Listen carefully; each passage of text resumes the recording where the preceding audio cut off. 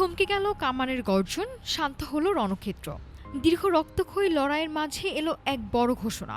মার্কিন president Donald ট্রাম্পের অনুরোধে ৩ দিনের জন্য যুদ্ধবিরতিতে রাজি হয়েছে রাশিয়া ও ইউক্রেন।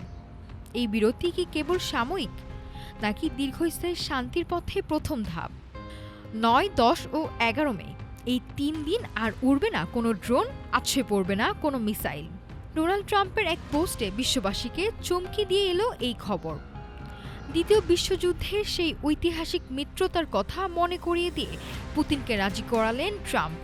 ৯ মে রাশিয়ার বিজয় দিবসকে ঘিরেই তৈরি হলো এই শান্তির সূচক।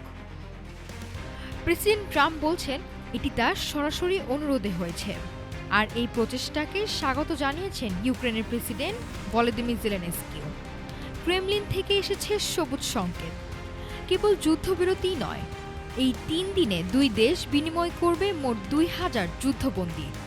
তবে সাময়িক স্বস্তি কি টেকসই হবে? মূল বাধা এখনও সেই জমি। রাশিয়ার দাবি দখল করা এলাকাগুলো ইউক্রেনকে ছেড়ে দিতে হবে, কিন্তু জেলেনস্কির সাফ কথা, ১ ইঞ্চি মাটিও ছাড়বে না ইউক্রেন। দোনেস্ক নিয়ে এই বিপরীত মেরুর অবস্থানই এখন শান্তি আলোচনার সবচেয়ে বড় কাটা। বন্দি বিনিময়ের এই প্রক্রিয়া হয়তো ২,০০০ পরিবারের মুখে হাসি ফোটাবে, কিন্তু হাজার হাজার মানুষের প্রাণের বিনিময়ে যে ক্ষত তৈরি হয়েছে তা মুছবে কিভাবে? ট্রাম্পের এই ৩ দিনের ম্যাজিক কি পারবে আলোচনার টেবিলে দুই পক্ষকে চিরস্থায়ী সমাধানে আনতে? বারুদের গন্ধে ভারী বাতাসে আপাতত ৩ দিনের বিরতি। পুরো পৃথিবী এখন তাকিয়ে আছে ১১ মের পর কি হয় সেদিকে।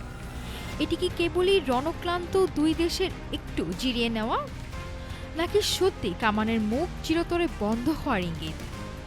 নাফিসা সামিয়া, ঢাকা টুডে।